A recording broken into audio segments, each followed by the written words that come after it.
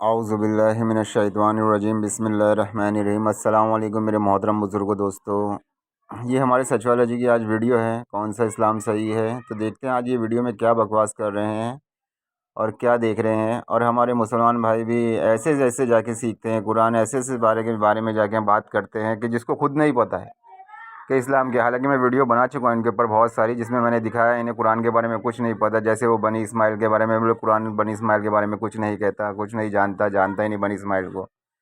हालांकि मैंने कुरान से दिखाया कि बनी इस्माइल देखो कुरान में है। तो मगर फिर भी मुसलमान इनसे ऐसी बातें करते हैं जी, खुद कुरान को बराबर से नहीं जानता है। इस वीडियो के ज़रिए से भी मैं इंशाल्लाह बता दूंगा कि ये खुद कुरान को सही से नहीं जानते हैं। सचवाला जी, चलिए देखते हैं कि आज क्या कह रहे हैं ये। मैं ये कह रहा था कि असल में अरबी जबान खुद जैसे कि बताया जाता है कि बड़ी टेक्निकल जबान है और बहुत ज्यादा एक एक लफ्ज के 100 मतलब हैं। तो हो सकता है इसका मतलब भी कुछ ही और ढंग से कहा गया हो, जिस तरह आप स्ट्रेट इसको ऐसे ले रहे हैं। ये वो मुसलमान बात कर रहे हैं इनके साथ में बैठ के, जिसे खुद नहीं पता कुरान क्या है, जिसे खुद नहीं पता हदीस क्या है, और जाके इस दुश्मन इस्लाम से कुरान सीख रहा है, जिसे खुद भी नहीं पता है कि कुरान क्या है हकीकत में। कुरान ये भी हकीकत में जानता नहीं है, पता नहीं कौन से संघ परिवार से कुरान सीखा है इन्होंने। पूरी संघी जमात है कि अरे वो क्या कहते हैं, अल्लाह जो है अगर गुमराह कर रहा है तो इसमें आम आदमी की क्या गलती है, या अल्लाह हिदायत दे रहा है तो मतलब उसका कोई अरबी का कोई ये भी बात गुमराह करने वाली। अल्लाह गुमराह कर रहा है, इंशाल्लाह मैं लास्ट में बताऊंगा, क्योंकि इसके वीडियो में लास्ट में ये टॉपिक निकलेगा। मगर इससे पहले सचवाला जी कुछ कहेंगे, इनकी बात का जवाब देना चाहता हूँ, फिर इंशाल्लाह बाद में बताऊंगा कि अल्लाह गुमराह किसको करता है, कैसे करता है और क्यों करता है। टेक्निकल मामला हो, जैसे सचवाला साहब हैं वो अरबी को ज्यादा जानते हैं, तो शायद वो कुछ सचवाला जी अरबी को ज़्यादा जानते हैं, कुछ नहीं जानते हैं, ज़बरदस्ती का वो बेचारे परेशान हैं। डाल सके। मेरे पास जो डिफेंडिंग पोजीशन है वो यही है कि जहाँ तक मेरा है कि अरबी जबान का ही मसला है। असल में मसला अरबी जबान का ही है। हम मुसलमानों के साथ प्रॉब्लम ये हो जाती है कि हम मुल्ला के भाई तो पास पहुंच जाते हैं और हमारे पास कोई चारा नहीं रहता, और फिर वो मुल्ला जो है वो ऐसा लगता है जैसे कि हमने अकल गिरवी रख दी अपनी। अच्छा, तो मुझे ये अर्ज करना है भाई, अकल गिरवी रख दी, मुल्लाओं के पास जाते क्यों हो? इस्लाम दीन तो सीखना सभी पे फ़र्ज़ है, तो मुल्लाओं को क्या इल्ज़ाम देना? जब अपना ही गिरेबान गंदा है तो अपने गिरेबान में झांके, खुद कुरान पढ़े, खुद हदीस पढ़े, खुद इल्म हासिल करे। मुल्लाओं पे इल्ज़ाम क्यों डाल रहे हो? हाँ, कुछ मुल्ला रहते हैं तो, मगर सारे मुल्लाओं को इस तरह बोलना तो गलत बात है। भाई खुद सीखो, खुद अपने जनाजे माँ बाप के जनाजे की नमाज़ पढ़ो, खुद वो उनका गुस्ल करो। क्यों मुल्लाओं को बुलाते हो मस्जिद से? खुद सीखो। खुद सीखते नहीं, अल्लाह के रास्ते में निकलते नहीं दीन इस्लाम की बात सीखने के लिए, और ऐसे लोगों के पास कुरान सीखने आ जाते हैं, जैसे ये इनको सही तालीम देंगे कि कुरान की। चलिए इंशाल्लाह वीडियो देखते फिर आगे अब हम और बात करेंगे। कि आपने फरमाया कि मुल्ला ने जो है हमारे साथ जो कुछ किया है आम मुसलमानों के साथ का, ठीक है, थोड़ी देर के लिए हम मुल्ला को बाजू रखते हैं। हम आते हैं उस अल्लाह की तरफ जो कि अरबी है। हम आते हैं उस अल्लाह की तरफ जो कि अरबी है। अच्छा, ये इस अरबी अल्लाह का मसला ये है कि इन्हें अरबी के अलावा और कोई भाषा आती नहीं है। अब इनका मसला ये है कि वो अपनी बात इन्हें अरबी में कर रहे हैं और अपनी अरबी किताब को नॉन अरब तक पहुंचाने के लिए ये ऐसे भांत भांत के मुल्लाओं के मोहताज हैं। आप समझ रहे हैं मैं क्या कहना चाह रहा हूँ? ये देखें, ये तो इसमें कोई दो राय नहीं। देखें कि भाई देखें, ऐसा है कि कहा जाता है कि वो हमारा खालिक है। अब आप देखिए कि वो खालिक है तो हमें अरब का या अरबी का मोहताज क्यों रखा भाई? यानी हमारे अंदर एक ऐसी चिप डाल दी जाती कि जो जाहिर बात है हमारे सामने हिदायत और जलालत, जो गुमराही और हिदायत जिसे कहते हैं, वो क्लियर हो जाती है और हम अपना रास्ता इख्तियार करते हैं। नहीं, ये अरबी किताब, अरबी रसूल, अरबी जो है सब कुछ अरबी है। हर चीज जो समझिए कि ऊपर से लेके नीचे तक, उसमें एक एक चीज छोटी से लेके बड़ी चीज तक सब कुछ अरबी है। और हमें जो है हम ठहरे नॉन अरब। अब आप देखिए कि पूरी दुनिया में अरबी हैं कितने, अरब हैं कितने, और ये किताब कहा जाता है कि सारे इंसानों के लिए है। तो सारे के सारे इंसान, यानी यूं समझिए कि 95% लोग जो है नॉन अरब हैं। और अगर ये किताब का दावा है कि जो है ये जो है सारी इंसानियत के लिए है, तो हम ये 95% उन अरबों के या उन मुल्लाओं के मोहताज हैं जो तरह तरह की इंटरप्रिटेशन कर जो है हमें और मजीद परेशान करते हैं। अब आप बताइए इसका क्या हल है, इसका क्या हल है? ये तो बहुत परेशानी वाकई है, इसमें तो कोई दो राय है ना? नहीं, आप समझे मेरी बात, यानी मेरा जो एलिगेशन है आपने इस पर गौर किया है कि विदेश में होना तो क्या चाहिए था कि भाई या तो हम जो है जो भाषा हम बोलने वाले हैं या हम जिस इलाके से या जिस जमाने से ताल्लुक रखते हैं, हमें आज के जमाने में आज के जो है माहौल में हमारी ये भाषा में कोई नबी कोई रसूल आता और उन्हें वो हमको खुद बताता कि देखा में ये अल्लाह है और उसका अल्लाह का ये पैगाम है, ताकि बीच में किसी मौलाना किसी मुल्ला का जो है इंटरफेरेंस ही ना हो। अच्छा बात आप समझ रही ना? जी जी जी हाँ मुझे कुछ बोल। चलिए, तो हमें पहला सचवाला जी का एतराज़ मालूम पड़ा कि इनका क्या एतराज़ है कि अरबी ज़ुबान में क्यों भेजा कुरान, हमारी ज़ुबान में क्यों नाजिल ना किया गया या ऐसी चिप डाल देता। तो चलिए, इस बारे में कुरान क्या कहती है, हम उस बारे में पहले तहकीक करते हैं। तो ये देखिए मेरे दोस्तों, सूरह हामीम सजदा की आयत है।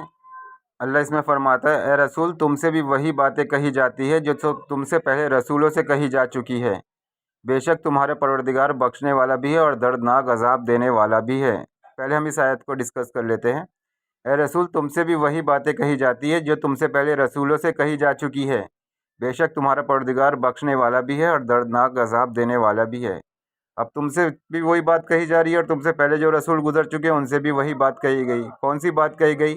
कि स्वर्ग है, नरक है, यमराज है जो तुम्हारे प्राण हरण करते हैं, स्वर्ग में अप्सराएं हैं, जैसे हिंदू मज़हब में भी मिल जाएगा, ईसाइयों में भी यही बात है और क्या कहते हैं यहूदियों में भी यही बात है। तो इसमें तो कोई नई बात नहीं है, जो भी रसूल अल्लाह ने भेजा अपनी कौम की ज़ुबान बोलता था। इंशाल्लाह मैं वो आयत भी बाद में दिखाऊंगा, मगर इसमें अल्लाह ने कितनी गहराई वाली बात बोल रहा है। ए रसूल, तुमसे भी वही बातें कही जाती हैं जो तुमसे पहले रसूलों से कही जा चुकी हैं। बेशक तुम्हारा परवरदिगार बख्शने वाला भी है और दर्दनाक अजाब देने वाला भी है। और कुरान खुद ही कहती है और उन्हीं किताबों की इसमें तफसील है और बेशक ये किताब पहली किताबों की तस्दीक भी करती है। तो इसमें कोई एतराज़ नहीं है। जैसे हिंदू मज़हब की किताबों में देख लिया जाए, पुराणों को देख लिया जाए, वेदों को देख लिया जाए कि हिंदू धर्म में भी एक ईश्वर के सिवा किसी की इबादत करने के लिए जायज़ नहीं है कि एकम ब्रह्म द्वितीय नस्तो। कई जगह पे कई हिंदू मैंने ऐसे भी दिखा चुका, चाहूँ तो इस बारे में और वीडियो भी दिखा सकता हूँ और वैसे दिखा सकता हूँ, कोई बात नहीं। इंशाल्लाह मैं उस टॉपिक पे अगली बार बात करूँगा और इस आयत के बाद इस आयत के ऊपर मैं एक मुकम्मल तफसीर बताऊँगा इंशाल्लाह, जो हमारे नॉन मुस्लिम भाइयों को फ़ायदा देगी और उनका ईमान ज़्यादा बढ़ेगा और उनके दिलों में अल्लाह का डर और खौफ पैदा होगा इंशाल्लाह, और वो अपने पालनहार को पहचानेंगे। तो तुमसे भी वही बात कही जाती है जो तुमसे पहले रसूलों से कही जा चुकी है। तो भाई हमसे भी वही बात की गई है, हर मज़हब में ये बात कही गई है, मगर लोग क्या करते, वक्त वक्त पर भूल जाते तो पैगंबर याद दिलाने के आ जाते। मगर कुरान कुरान अल्हम्दुलिल्लाह वाहिद एक ऐसी किताब है जो हर किताबों की तस्दीक करती है। तो देखिए, और यहाँ पे अब सचवाला जी का जवाब मिलता है हमको।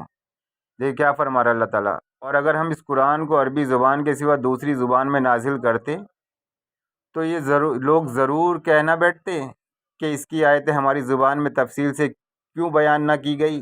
जैसे सचवाला जी कह रहे थे कि ये तो अरबी है, हमारी ज़बान में क्यों नहीं आई, ऐसा वैसा, वो अरबियों के है, ये है वो है। तो उसका जवाब अल्लाह ताला दे रहा है, और अगर हम इस कुरान को अरबी ज़ुबान के सिवा किसी दूसरी ज़ुबान में नाजिल करते तो ये लोग ज़रूर कहना बैठते कि इसकी आयतें हमारी ज़ुबान में क्यों तफसील से बयान नहीं की गई।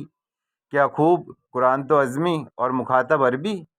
ए रसूल, तुम कह दो कि ईमानदारों के लिए तो ये कुरान हिदायत और हर मर्ज़ की शिफा है, और जो लोग ईमान नहीं रखते उनके कानों के हक़ में गिरानी, बहरापन, और वे कुरान उनके हक़ में नाबीनाई का सबब है। तो गिरानी की वजह से गोया ये लोग बड़ी दूर की जगह से पुकारे जाते हैं।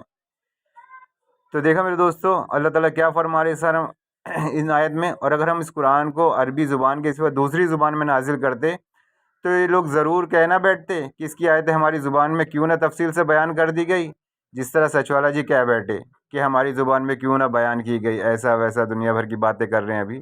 तो देखिए अल्लाह क्या खूब फरमा रहा है कि कुरान तो अज़मी और मुखातब अरबी। ए रसूल, तुम कह दो कि ईमानदारों के लिए ये कुरान हिदायत है और शिफा है, और जो लोग ईमान नहीं रखते, जैसे सचवाला जी और ये साहिल खान लोग ईमान नहीं रखते, और जो लोग ईमान नहीं रखते उनके कानों के हक़ की गिरानी बहरापन है, और वे कुरान उनके हक़ में नाबीनाई का सबब है। तो गिरानी की वजह से गोया ये लोग बड़ी दूर की जगह से पुकारे जाते हैं और नहीं सुनते। और हमने मूसा को भी किताब तौरात अता की थी, तो उसमें भी इख्तिलाफ़ किया गया। और अगर तुम्हारा परवरदिगार की तरफ से एक बात पहले ना हो चुकी होती तो उनमें कब का फ़ैसला कर दिया गया होता। और ये लोग ऐसे शक में पड़े हुए हैं जिनसे उन्हें बेचैन कर दिया है। देखा मेरे दोस्तों, मूसा अलैहिस्सलाम को किताब की थी तो उतने टाइम पे भी ऐसी सब मचाने होती रहती थी, ऐसे सब मसले तो पैदा होते रहते थे, इख्तिलाफ़ होते रहते थे। तो कोई नई बात नहीं है जो सच वाला जी इख्तिलाफ़ कर रहे हैं। तो खैर हमें उससे नहीं पड़ता कि अरबी कुरान है, हमें तो मालूम पड़ गया है कि सारी इंसानियत के लिए है। और फिर दुनिया में कितनी सारी ज़ुबानें हैं कि फिर सारे इंसान ऐसे ही खड़े हो जाते हैं, भाई हमारी ज़ुबान में लाओ, हमारी ज़ुबान में लाओ, तो सबको अलग-अलग कुरान दी जाती। मगर अल्हम्दुलिल्लाह कुरान का तर्जुम हर भाषा में पहुंच गया है और कुरान का हाफिज़ अल्लाह है। तर्जुमा भी वैसे का वैसे ही है, कुछ फ़र्क नहीं पड़ता है। और अरबी कुरान के टेक्स्ट भी वैसे के वैसे ही हैं, कुछ फ़र्क नहीं पड़ता है। और अल्हम्दुलिल्लाह सारी दुनिया में आज कुरान हर भाषा में, हर ट्रांसलेशन में सब लोगों के पास पहुंच चुकी है। मगर बात यहाँ पे क्या पड़ती है, और हमने भी मूसा को किताब तौरात अता की थी तो उनमें भी इख्तिलाफ़ किया गया। अगर तुम्हारे परवरदिगार की तरफ से एक बात पहले ना हो चुकी होती तो उनमें कब का फ़ैसला कर दिया गया होता। ये लोग ऐसे शक में पड़े हुए हैं जिसने उनको बेचैन कर दिया है। तो देखा मेरे दोस्तों, ये लोग ऐसे शक में पड़े हुए हैं जिसने उन्हें बेचैन कर दिया है। सचवाला जी बेचैन है बहुत। आगे तो ये लोग आगे सचवाला जी बता रहे हैं वीडियो में कि मैं रातों को रोता हूँ, इतने बेचैन है बेचारे, इतने परेशान हैं। अल्लाह हिदायत दे इनको, राह रास्त पर लाए, इनकी बेचैनी दूर करे। खैर कोई बात नहीं, सही बात है, अल्लाह जिसको चाहे गुमराह करे, जिसे चाहे हिदायत दे। वो टॉपिक भी हम क्लियर करेंगे तो इंशाल्लाह ये बात तो, इस बात का जवाब तो सचवाला जी को मिल ही गया होगा कि कुरान अरबी क्यों है। फिर हर इंसान खड़ा हो जाता कि हमारी इंग्लिश में कुरान लाओ, हिंदी में कुरान लाओ, ये लाओ। ट्रांसलेशन भी अल्हम्दुलिल्लाह एकदम परफेक्ट है, कोई टेंशन नहीं है। ट्रांसलेशन भी एकदम मजबूत है, हर ज़ुबान में पहुंच चुका है। सच वाला जी बस क्या करें, इन सच वाला जी की हालत कैसी होगी। और ये लोग ऐसे शक में पड़े हैं कि जिसने उनको बेचैन कर दिया है। अल्लाह इनकी बेचैनी को दूर करे।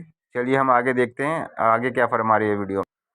हाँ तो मेरे भाइयों, ज़रा ये एक आयत और रह गई थी बताने से, तो इंशाल्लाह मैं आयत बता देता हूँ, फिर आगे वीडियो देखें हम। तो देखिए इसमें भी अल्लाह क्या फरमाता है, सूरह इब्राहिम की आयत है। और कुफ़ार जो दुनिया की चंद रोज़ा ज़िंदगी को अख्तियार पर तरजीह देते हैं और लोगों को खुदा के राह पर चलने से रोकते हैं, जैसे सचवाला जी और साहिल खान, ये जितने भी ये संघी जमात है, ये एक्स मुस्लिम तो नहीं है। हम लोग जानते हैं एक्स मुस्लिम कैसे होते हैं और कैसे नहीं होते हैं, किसी भी धर्म को तरजीह नहीं देते हैं, मगर ये हिंदू धर्म के फॉलोवर है, संघ जमात है ये पूरी की पूरी।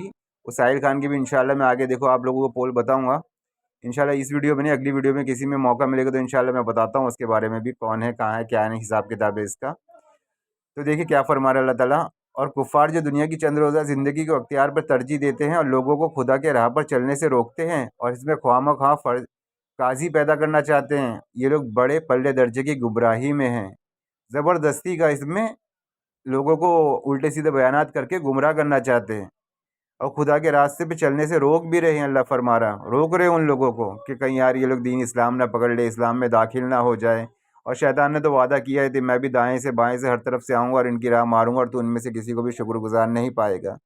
फिर देखिए आयत नंबर 4 में लगा फरमा, और हमने जब भी कोई पैगाम भेजा तो उसकी कौम की ज़ुबान में बातें करता हुआ, ताकि उसके सामने हमारे अहकाम बयान कर सके।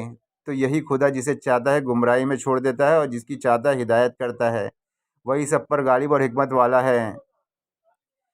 तो देखा मेरे दोस्तों, और हमने जब भी कोई पैगंबर भेजा तो उसकी कौम की ज़ुबान में बातें करता हुआ। जैसे मिसाल के तौर पर हिंदू हिंदू धर्म को ही ले लेते हैं। श्री कृष्ण जी ने आया, अर्जुन से कहा अर्जुन जिहाद करो, बोले मैं अपने घर वालों से जिहाद नहीं, अपने रिश्तेदारों से जंग करूँ, उन्हें मारूँ।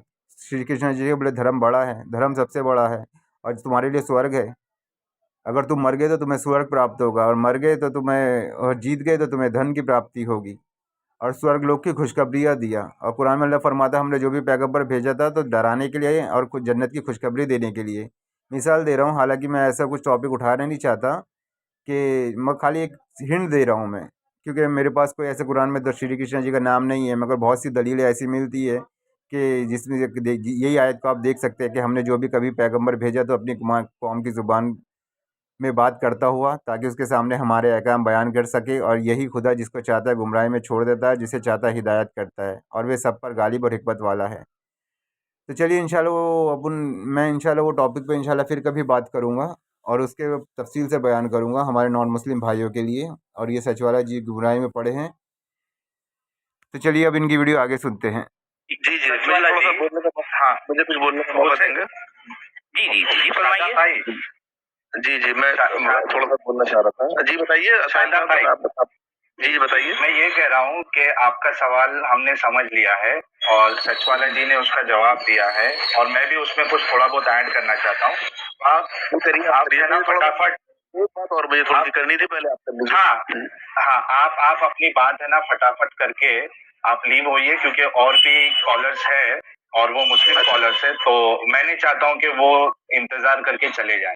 फानी तरीके से बात पूरी कर दी गई, लेकिन मैं ये कहना चाह रहा था, मतलब क्वेश्चन तो नहीं है, एक मतलब एक वो क्या बोलते हैं उसको, तजजिया कहते हैं ना, वो है कुछ सिलसिला। वो मैं ये कहना चाह रहा था कि जब 250 साल बाद किताबें लिखी जाएंगी इस्लाम से रिलेटेड, या इब्ने इसाक या इब्ने हिशाम या बुखारी, हो सकता है बहुत ही अच्छा वाला इस्लाम हो या बहुत ही अच्छा वाला सिलसिला चल रहा हो, ये बात बिल्कुल पूरी तरीके से बिगाड़ दी गई हो 250 साल बाद। आपको कैसे बिगाड़ दी? फिर वो अल्लाह क्या कर रहा था जिसने कुरान को भेजा? भाई उसके सामने उसकी निगरानी में उसका इस्लाम बिगाड़ा जा रहा है और 250 साल के बाद जो है पूरा नक्शा ही जो है उलट कर दिया गया और हम तक जो पहुंचा है वो बिगड़ा। हालांकि ये जो बंदा सामने बैठ के आबिद बात कर रहा है, इनको शायद दीन इस्लाम के बारे में कुछ ज़्यादा पता ना हो, इसलिए उल्टी सीधी बातें कर रहे हैं। और इस्लाम को बिगाड़ने की रही बात, तो कुरान अल्लाह का कलाम है और कुरान आज भी अल्हम्दुलिल्लाह वैसे का वैसा महफूज है, कुछ बिगड़ा नहीं है कुरान का।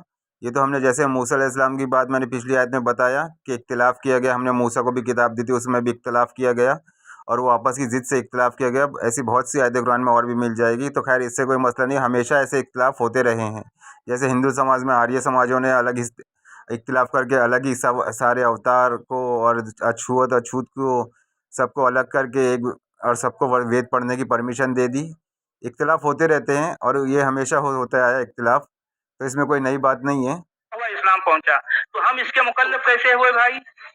तो दो बात तो हो रही बादशाह। अच्छा मुझे ये बताइए कि अच्छा और सच्चा इस्लाम कहाँ है, ताकि मैं उसको कबूल करना चाहता हूँ। मैं कबूल करना चाहता हूँ इस्लाम को, जो अच्छा इस्लाम है। नहीं, बादशाहों के पास तो इस्लाम मतलब पहुंचा ना, उन्होंने अपने बादशाहों की बात नहीं कर रहे ना मेरे भाई देखिए, हम बादशाहों की बात नहीं कर रहे हैं। बनी उमैया हो, बनी अब्बास हो या तुरक हो, इसका मतलब बनी उमैया जो है अल्लाह से ज्यादा ताकतवर थे। जो हम हवाले दे रहे हैं ना, वो ना इब्ने हिशाम से दे रहे हैं, ना इब्ने इसहाक से दे रहे हैं, ना तबरी के हवाले दे रहे हैं, ना सही बुखारी के हवाले दे रहे हैं, ना सही मुस्लिम, ना अबू दाऊद। हम ये सब चीज के हवाले हम दे ही नहीं रहे, हम कुरान से हवाला दे रहे हैं। कुरान में अल्लाह फरमा रहा है कि मैं जिसको चाहता हूँ उसको। बुखारी और मुस्लिम से कंफर्म किया जा रहा है ना भाई। नहीं हमने देखो फिर बात की करें तो बुखारी से पता लगेगा या मुस्लिम से पता लगेगा। जब भाई कुरान की बात कौन समझाएगा हमें, ये बताइए। आप बताइए, क्या आप जानते हैं या आप किसी जो है ऐसी शख्सियत का नाम बताएं जो कुरान की वो एक्चुअल जिसे सही इस्लाम कहा जाता है वो किसके पास है, वो कौन समझाएगा हमें? किसी एक शख्स का नाम। इंशाल्लाह हम समझाएंगे और हम इंशाल्लाह भी वीडियो में सारी इनकी बात का जवाब देंगे। चलिए आगे की इनकी वीडियो सुनते हैं और क्या बात हो रही है। बताइए पूरी दुनिया में किसी एक आदमी का नाम बता दें, मैं उससे इस्लाम सीखना चाहूंगा। आपसे मेरी बात शादा भाई, आपके हिसाब से है ना, सुनिए ना शादा भाई, एकदम देखिए सिंपल रखते हैं। मैं पहले बोल लूं उसके बाद आप बोलिए, मैं बोल लेता हूँ उसके बाद आप बोलिए। मैं मौका दे रहा हूँ, मेरी बात निकल जाएगी ना। अरे मैं सिर्फ एक बात बोलता हूँ, मैं ये बोल रहा हूँ आपको। बोलिए, चलो बोलिए, चलिए बोलिए। मैं थोड़ा सा पिछली मर्तबा जो आपसे एफटी मेरी हुई थी, शायद मेरे ख्याल से बात मैंने की थी, तो मैंने आपसे शायद ये कहा था। तो भाई मैं वीडियो थोड़ी आगे भगाता हूँ। आबिद भाई तो ज़बरदस्ती की बात करे, पता नहीं क्या क्या बात कर रहे हैं, कुछ समझ में नहीं आ रही है और इन लोगों को ही समझ में नहीं आ रही है। खैर चलिए वीडियो आगे मैं भगा के प्ले करता हूँ। मुझे याद पड़ रहा है कि मैं उनके पास जाकर सही इस्लाम सीखना चाहता हूँ। आप मुझे बताइए, आप मुझे रहनुमाई कीजिए। अरे भाई तो मैं तो खुद आप तो मैंने अरबी सीखी, क्लासिकल अरबी सीखी, मैं जो है पूरा दर्स निज़ामी हासिल किया और जो है मैं कुरान को सीखा, तफसीरें पढ़ी, हदीसें पढ़ी, फिक़ह पढ़ी, सब कुछ पढ़ लिया। आज मैं 57 का हो चुका है, आज तक मुझे सही इस्लाम नहीं मिला। अब मैं क्या करूं? हाँ ये देखिए, अब क्या करें, हम बताते हैं आप अब क्या करें कि हदीसें पढ़ी, ये पढ़ा, इस्लाम पढ़ा, कुरान पढ़ा, तफसीर पढ़ी है और ऐसा क्यों हो गया इनके साथ में। चलिए कुरान के एक ऐसे के ज़रिए से इस बात का जवाब देते हैं हम।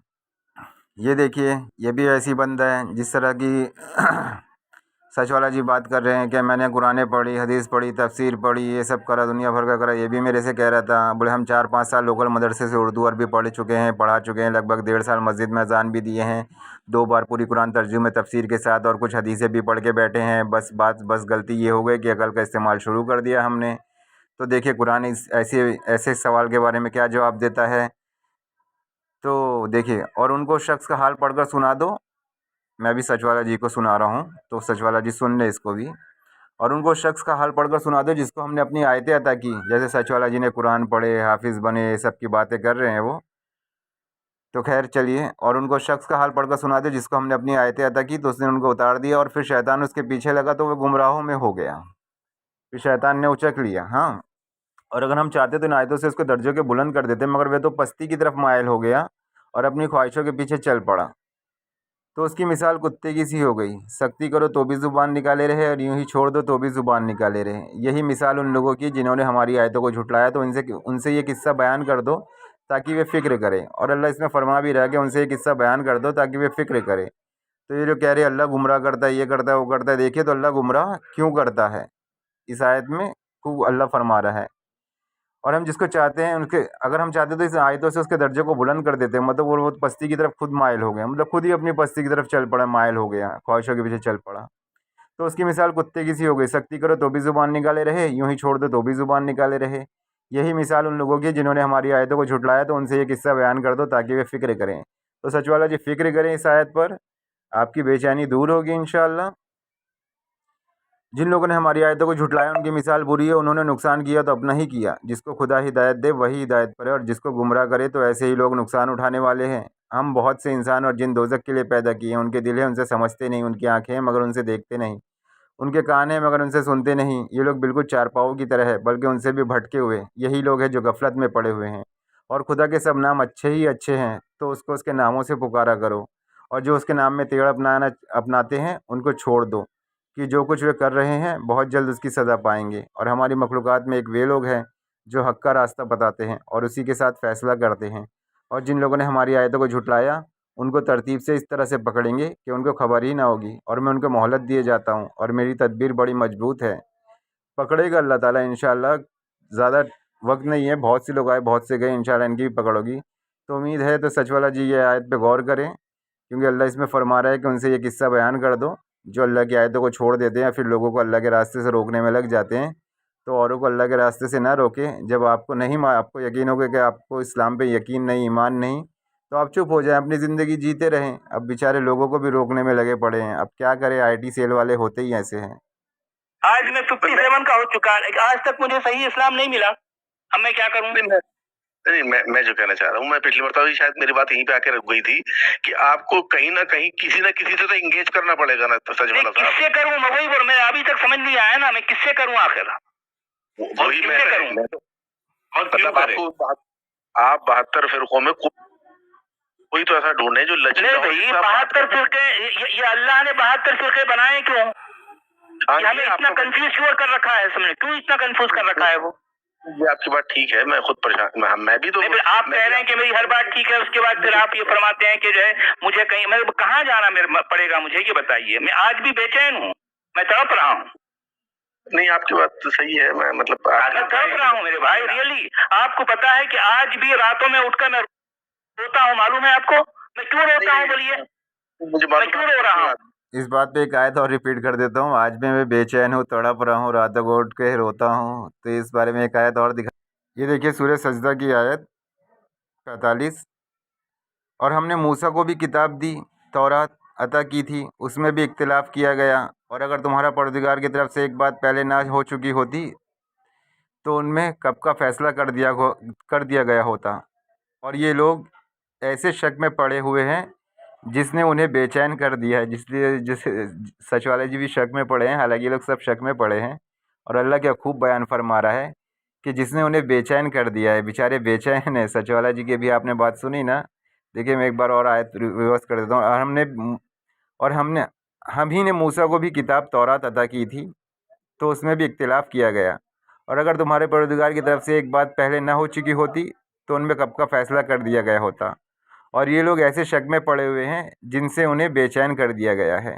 जिसने अच्छे अच्छे काम किए तो उनके नफ़े के लिए, और जो बुरा काम करेगा उसका बबाल भी उसी पर है, और तुम्हारा परवरदिगार बंदों पर कभी जुल्म करने वाला नहीं।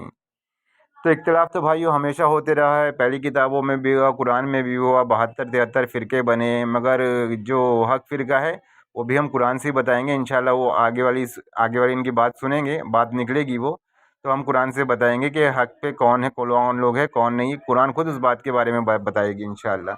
72-73 फ़िरके ये सब लोगों को बेवकूफ़ बनाने के लिए, गुमराह करने के लिए है। हालांकि है जो आप सब तो फरमा दिए कि 72-73 फ़िरके होंगे। क्यों होंगे? इख्तिलाफ़ किया गया है, पहली किताबों में इख्तिलाफ़ किया, इसमें भी इख्तिलाफ़ किया जाएगा, इसमें भी इख्तिलाफ़ होगा, और भी इख्तिलाफ़ की बात और भी अल्लाह ताला ने कुरान में बयान फरमाया है। चलिए अब इनकी हम आगे और वीडियो सुनते हैं।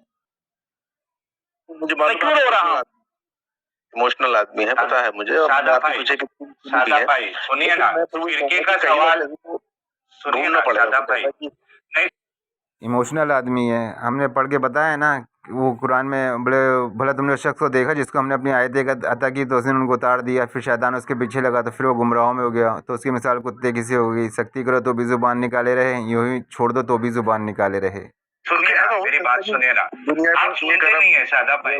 मुसलमान जो है वो ऐसे थोड़ी है कि वो मैं आपको म्यूट करना पड़ेगा मुझे। कैसे आप कह सकते हैं कि वो जो है बहुत ही गलत किस्म का थॉट चल रहा है? मैंने गलत का एक लफ्ज इस्तेमाल नहीं किया, मैं कह रहा हूँ सही कौन है, मैं ये पूछ रहा हूँ आपसे।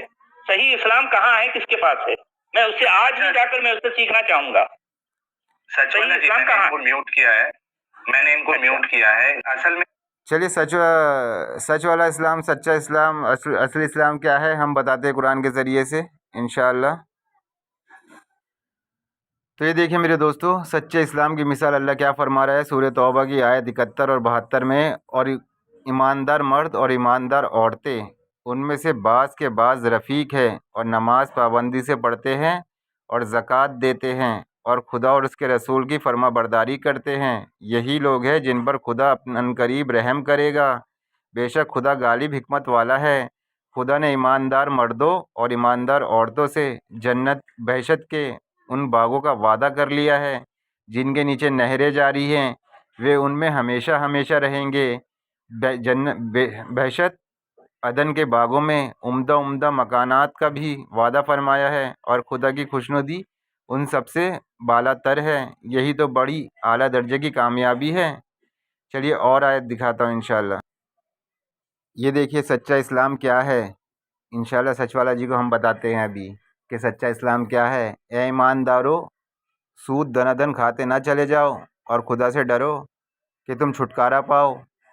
सूरह आले इमरान की आयत है हाँ सब। और जहन्नम की उस आग से डरो जो काफिरों के लिए तैयार की गई है, और खुदा और रसूल की फरमाबरदारी करो ताकि तुम पर रहम किया जाए, और अपने परवरदिगार की सबब बख्शिश और जन्नत की तरफ दौड़ पड़ो जिसकी वसीयत सारे आसमान और ज़मीन की बराबर है, और जो परहेज़गारों के लिए मुहैया की गई है, जो खुशहाल और कठिन वक्त में भी खुदा की राह पर खर्च करते हैं और गुस्से को रोकते हैं और लोगों की खता से दरगुजर करते हैं, और नेकी करने वालों से अल्लाह उल्फत रखता है। जो लोग इत्तेफाक से कोई बदकारी कर बैठते हैं या आप अपने ऊपर जुल्म करते हैं तो खुदा को याद करते हैं और अपने गुनाहों की माफ़ी मांगते हैं, और खुदा के सिवा गुनाहों का बख्शने वाला और कौन है। और जो कसूर वे नागानी से कर बैठते हैं तो जानबूझकर उस पर हट नहीं करते। ऐसे ही लोग की जज़ा उनके परवरदिगार की तरफ से बख्शिश है, और वे बागात हैं जिनके नीचे नहरें जारी हैं, वे उनमें हमेशा रहेंगे। और अच्छा चलन वालों के भी खूब खरी मजदूरी है।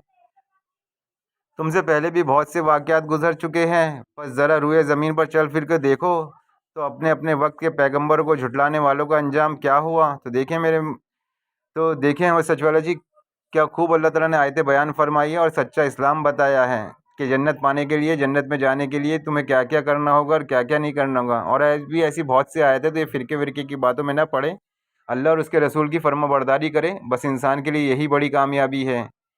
कुरान हर चीज़ का क्या खूब जवाब देता है। मैंने इनको म्यूट किया है। असल में शादाब भाई का मसला ये है ना कि वो एक ही चीज को बार बार रिपीट करते हैं। मैं इनसे ये कह रहा हूँ, ये जो बात बता रहे हैं कि हमें कोई एक सही फिरका ढूंढना पड़ेगा। सवाल सही फिरके का ढूंढने का तब आएगा जब हम इस्लाम को सही मानेंगे। जी, हमारी तहकीक के हिसाब से इस्लाम ही सही नहीं है तो मैं फिरकों में क्यों जाऊं?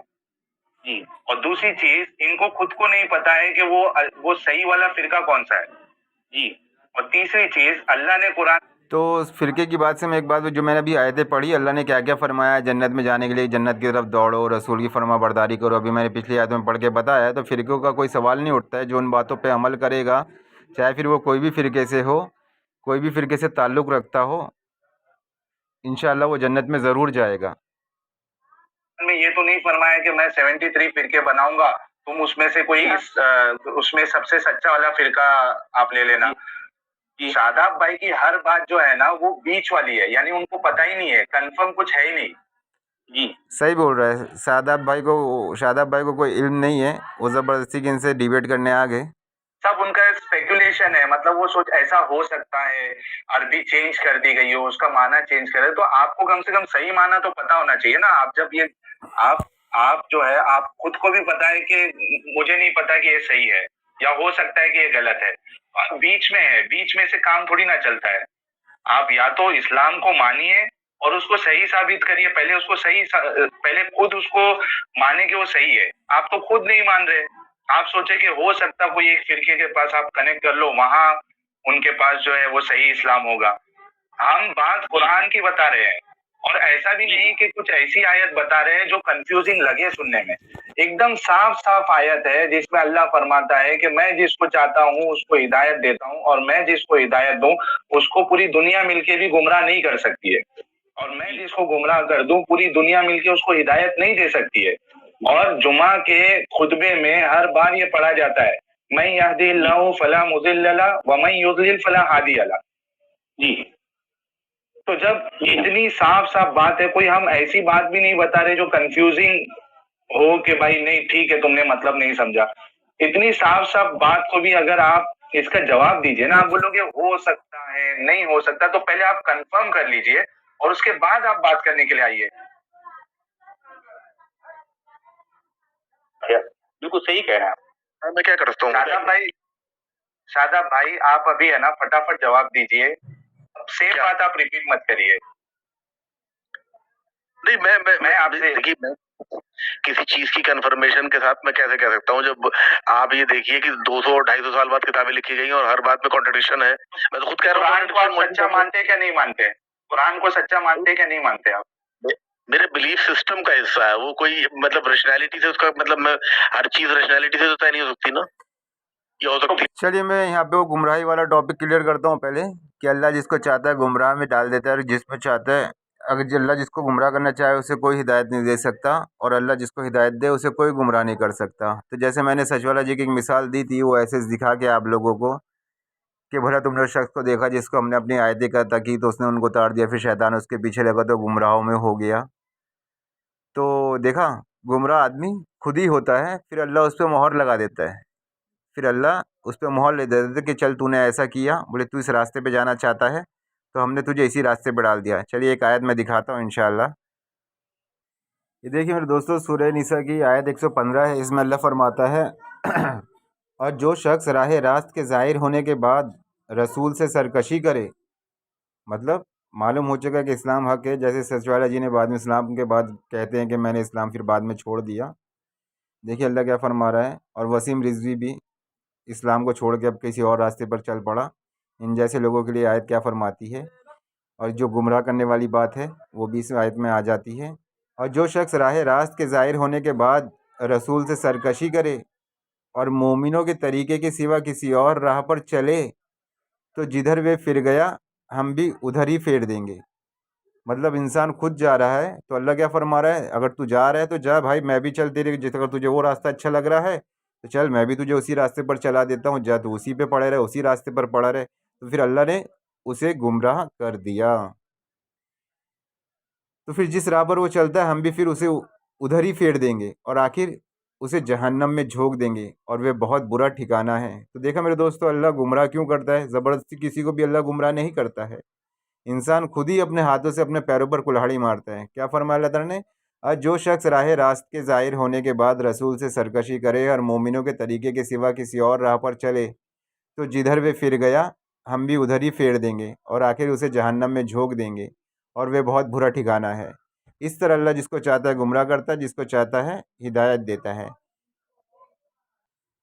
गुमराही के रास्ते से, गुमराही पे डालने के रास्ते से ये कैसे ऐसे शौर देखें मेरे भाइयों। देखिए इमरान खान नास्तिक क्या कहता है, मैं तो अपनी ज़िंदगी के फुल मज़े ले रहा हूँ, ख्याली ज़िंदगी का कुछ पता नहीं, ख्याली ज़िंदगी के हूर और शराब के चक्कर में मैं मौजूदा उड़ा ज़िंदगी को बर्बाद नहीं कर सकता।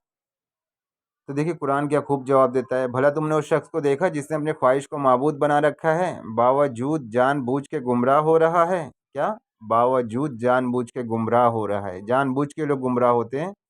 तो फिर अल्लाह क्या फरमाता है, तो खुदा ने भी उसे गुमराह कर दिया और उसके कानों और दिलों पर मोहर लगा दी और उसको आंखों पर पर्दा डाल दिया।